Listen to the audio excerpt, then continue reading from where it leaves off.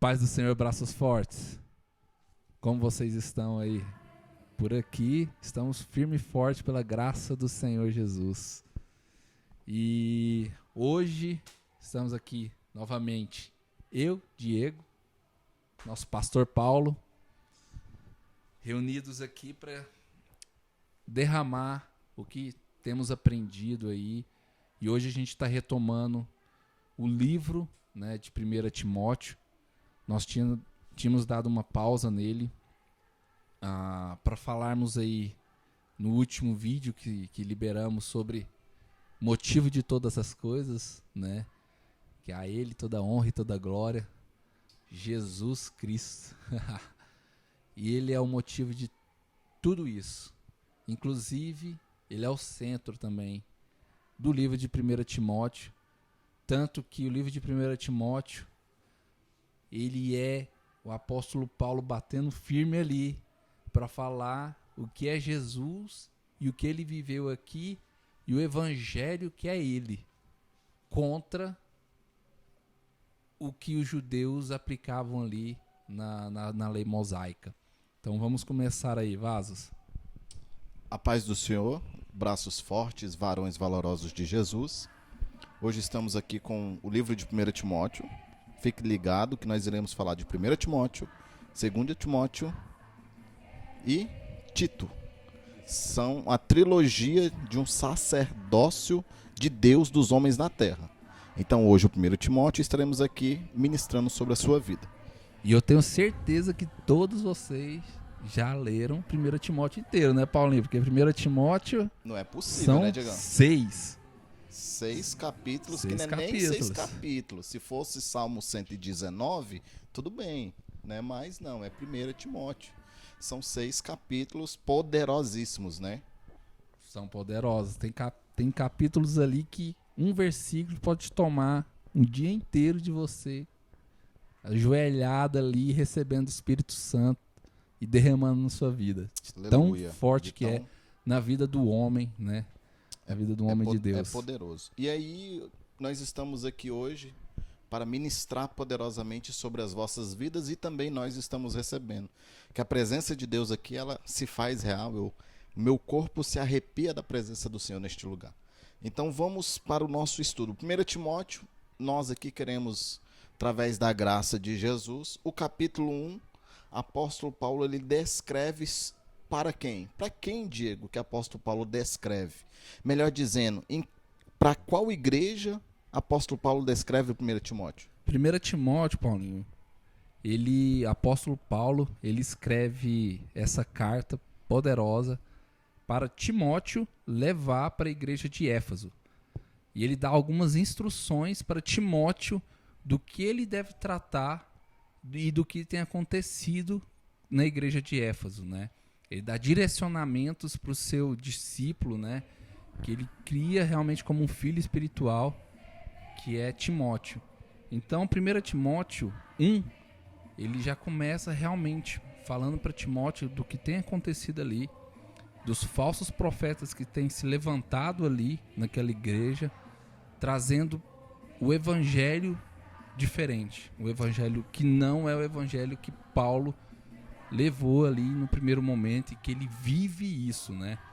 Então você vê lá que em 1 Timóteo 1 e 5, ele já resume bem o que é esse mandamento que tanto eles discutiam, porque eles gastavam ali, eles sentavam em comunhão um com o outro para ficar dialogando o que era certo, o que era errado, e discussão, e pergunta ali, e pergunta aqui, e eles perderam um rumo inteirinho do que era o real evangelho ali, porque o evangelho puro, ele não traz nenhuma discussão, ele não traz nenhuma afronta na sua vida, pelo contrário, ele traz vida, ele traz amor no seu coração.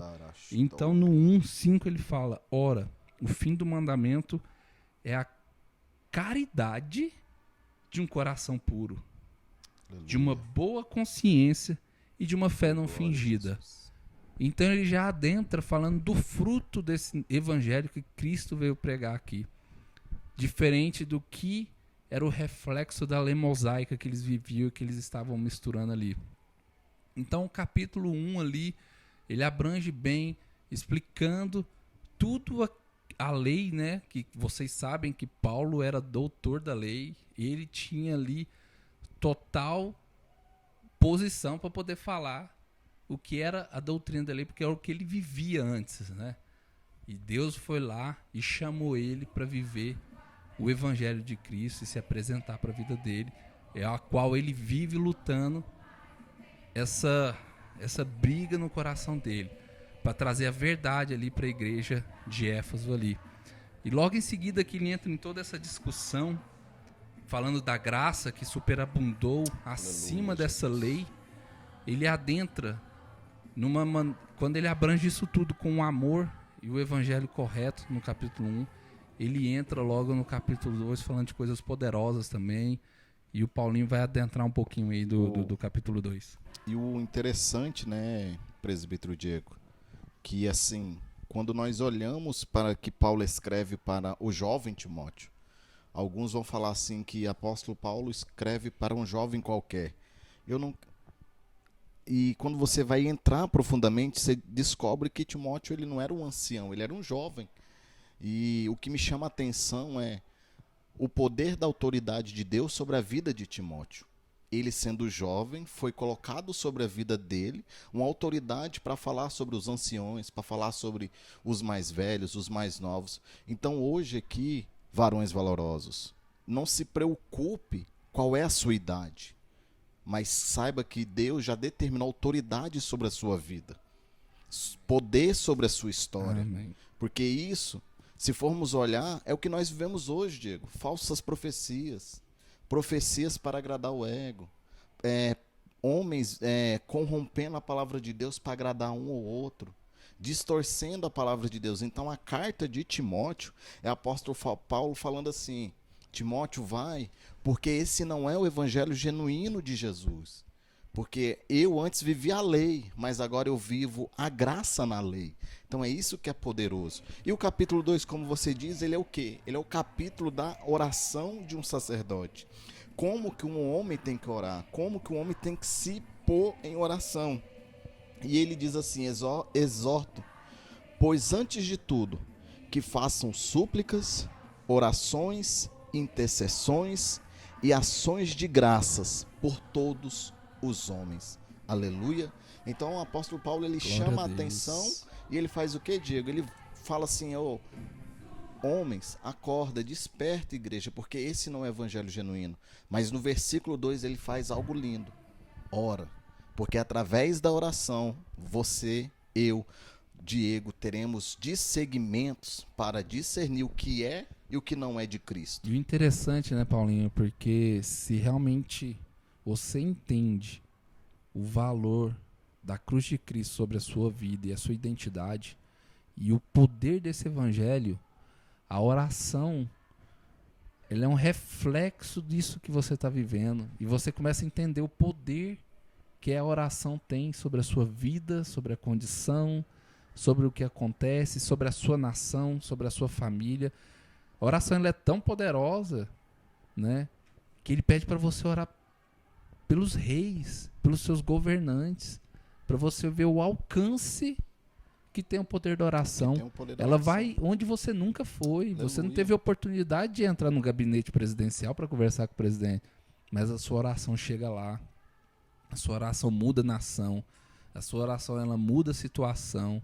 Ela transforma a sua vida, transforma o que está acontecendo com você, transforma a vida de um outro, para você ver o poder que é a oração. E você, varão, que entende isso e tem isso no seu coração, aqui no capítulo 12, ele fala algo muito importante para você, homem. Ele fala no versículo 8: quero, pois, que os homens orem em todo o lugar, levantando mãos santas, sem ira e nem dúvida. Aleluia. É para você ter essa autoridade de ver um enfermo, ver de alguém que está precisando de mudar a situação da vida, ver alguém que está acamado, ver alguém que está sofrendo na cabeça com depressão, ver alguém que está com aquelas síndromes que estão tendo tanto aí. O mundo está precisando tanto da sua vida, de você ser a igreja do Senhor aqui na terra, de ir em ousadia, sabendo que é o evangelho no seu coração e o poder que a oração tem, né? E logo em seguida, a gente entra no capítulo 3, capítulo muito poderoso para você, braço forte. O capítulo 3, ele é algo poderoso. Ele é o complemento do capítulo 1 e 2. Se nós olharmos aqui agora, Diego, para o capítulo 3 e falarmos assim, posso esquecer do capítulo 1 e 2? Não. Mas o capítulo 3, ele traz a base para vivermos mais profundamente o capítulo 1 e o capítulo 2. Porque o capítulo 3, ele fala o quê? Ele fala do dever, da postura que um homem deve andar na presença de Deus. É porque assim, a gente fala do evangelho e às vezes você, varão, pode pensar que é tudo tão subjetivo, parece tudo filosofia, mas não é filosofia, é vida. E aí o interessante, que o apóstolo Paulo, sabendo disso, ele pega e coloca lá no 3, algo prático, para você que gosta de coisas práticas e pontuar tópico a tópico, o reflexo do que é o evangelho na sua vida, ele aponta aqui, como o Paulinho conversando aqui, ele falou algo muito poderoso, Os 12 mandamentos de um varão. Algo que nós estávamos aqui lendo e Deus trouxe algo forte. Que é o quê? É como que um bispo, como que um diácono deve andar. E se você parar para ler, você vai começar a enxergar isso. Que ele fala assim, ó, é necessário, pois, que o bispo seja o quê? Irrepreensível. Segundo, marido de uma só mulher. O terceiro, vigilante, sóbrio, honesto, hospitaleiro. Depois ele fala o quê? Apto para ensinar. Isso aqui é forte. Sabe por quê, Diego? Porque muitas das vezes o irmão só vai passar por uma prova se eu ensinar ele como passar por essa prova. Porque eu já passei pela prova. Você já passou pela prova. E mostra o seu coração, a disposição de fazer, de ensinar, não só a atitude, mas às vezes a palavra de Deus também, contra a timidez, de você ter ousadia, porque o ato de ensinar, né, é algo realmente que mostra o seu coração para aquilo ali, e do que você está entendendo já daquilo ali, e da ousadia que tem no seu coração. Porque aquele que está pronto para ensinar é porque ele foi humilde para receber e aprender. Isso é forte, Diegão. Então, isso é forte, porque eu só ensino se eu for apto e humilde para aprender. Então, eu primeiro sou humilde, tenho que aprender com Cristo, aprender com os anciões que vêm na frente, carregando a obra de Deus, os pastores presidentes, a liderança. E deixa eu só interromper o Paulinho. Aleluia. Aqui. O Espírito Santo me falando algo muito forte aqui. Não pense que humildade, Vaso, para você que é homem, é se rebaixar a situação. Humildade na Bíblia não é isso. Humildade na Bíblia é você aceitar o que Cristo falou que você é e tudo que você tem. Isso é humildade, é você aceitar o que Cristo falou que você tem, o que Cristo falou que você é nele e o que Cristo falou no que você pode andar e no que você pode alcançar, porque Ele já te deu todas as coisas. E se você pensa diferente disso e anda diferente disso, aí isso é arrogância. Você está falando que o seu pensamento, a forma de andar, se você pensa menor do que Cristo pensa de você, você está falando que o pensamento dele está errado perante a sua situação e perante a você. Aleluia. Então, Vaso, humildade não é se rebaixar. Humildade, pelo contrário, é você aceitar e andar no que Cristo falou que você é. Aleluia, isso é forte, Diegão, isso é forte. E aqui ele vai mais, o apóstolo Paulo ele vai ainda mais, ele pega e diz assim, ó, não dado ao vinho. Depois ele fala assim, não espancador, moderado, inimigo de contendas e não ganancioso.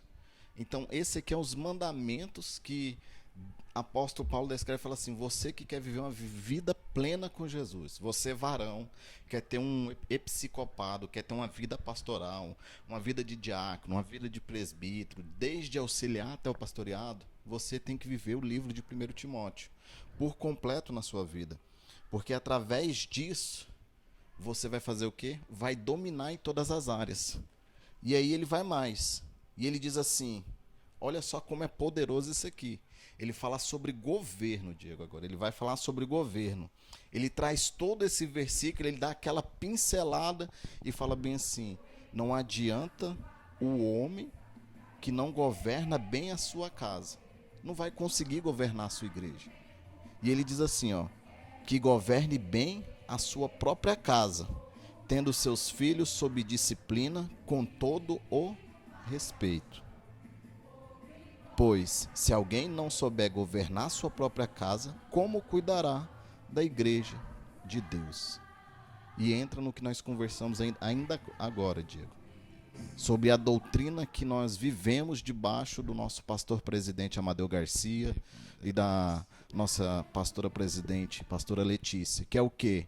O nosso pastor, ele não prega a igreja em primeiro lugar. Primeira coisa, Deus em primeiro lugar, sua família em segundo lugar e a obra de Deus em terceiro lugar. E aqui, Paulinho, é algo muito importante, porque nós temos que viver o evangelho do reino. E o evangelho do reino, que é o que Cristo veio pregar, é um evangelho de governo. E ele fala muito de governo. E governo foi para que você foi chamado. Lá em Gênesis, Deus deu autoridade ao homem para governar. Aleluia, Jesus. Você nasceu e você veio para essa terra para trazer governo. Glória a Jesus. Governar a sua vida, governar a sua família, governar a comunidade que você está, governar a situação, governar suas finanças, governar todas as suas áreas. Deus te trouxe aqui para você viver uma realeza, um príncipe aqui na terra do reino de Deus. E ele te trouxe para governo. Então a gente precisa realmente, Vaso, entender a nossa identidade e viver toda essa primazia, porque esse daqui que leu, esses 12 mandamentos aqui, ele é algo que é um fruto do que você tem vivenciado de intimidade com Cristo. Aleluia, Jesus. Não é algo que é só social, é um esforço, porque o esforço ele erra, o esforço às vezes esquece, o esforço quando pega num algo extremo, você se engana, mas quando você vive o evangelho, você conhece a Cristo na intimidade e seu coração é transformado, isso daqui é algo que é natural seu. Você não tem esforço algum e não tem tempo algum para pensar que você deve ter essa atitude. Não, você é essas atitudes. O interessante disso que você falou agora, que quando você vive o evangelho de Cristo, nada que você vai fazer conforme a palavra de Deus é esforço. Você fala assim: por que você não faz isso? Não é porque eu não quero desagradar o meu Deus também, mas é porque eu já vivo um evangelho, já tenho um caráter de um evangelho que me faz andar em direção ao céu, à cruz do Calvário. Então, quando o apóstolo Paulo descreve os caráteres de um sacerdote, ele está dizendo assim, ó, se você vivenciar isso aqui, viver a verdade do evangelho, o que vai acontecer? Você não vai ter essa dificuldade de enfrentar as lutas. Você vai passar por isso tudo tendo a convicção que venci o bom combate com o apóstolo Paulo, encerrei a minha carreira da fé. Então é algo poderoso isso aí que você falou agora, Diego, que você impulsiona ali e você, varão, começa a vivenciar isso em Cristo. Você que está nesse momento, que você... nós estamos aqui que nós queremos despertar os varões para viver como da antiguidade, com poder, com autoridade, com o caráter de Cristo. Que você possa entender que existe um Cristo na minha vida, na vida do Diego e na sua vida. E nesse momento eu já queria orar para que nós podemos entrar poderosamente mais nisso aqui. Pai querido, Pai, como a tua presença, Senhor, tem se feito real neste lugar. Obrigado, Senhor, por este estudo. Obrigado, Senhor, por esta revelação. Obrigado, Senhor, pelo tempo em que eu e o Diego temos vivenciado, ó Pai. Obrigado, Senhor, por estar aprendendo da tua palavra.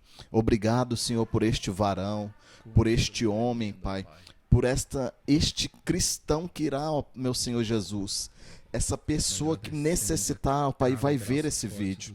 Que Que o Senhor possa, ó Pai, abençoar os varões do nosso ministério, os braços fortes dos nossos ministérios, ó Pai. Que o Senhor venha levantar-nos, ó Pai, como sacerdote valoroso. Que venhamos, ó Pai, ter domínio, Senhor. Que venhamos governar, Senhor, em todas as áreas da nossa vida. Obrigado, Jesus, por esta noite ímpar na Tua presença. Eu peço, ó Pai, que o Senhor abençoe cada um. Assim nós te louvamos e te exaltamos, ó Pai, em nome de Jesus. Amém. Amém. Tivemos no próximo vídeo, iremos falar sobre o que, Diego? 1 Timóteo 4, 5 e 6. E eu sei que vocês todos já leram, mas dá uma relida aí que semana que vem a gente vai falar sobre eles. Tivemos na próxima terça-feira. Aleluia. Amém.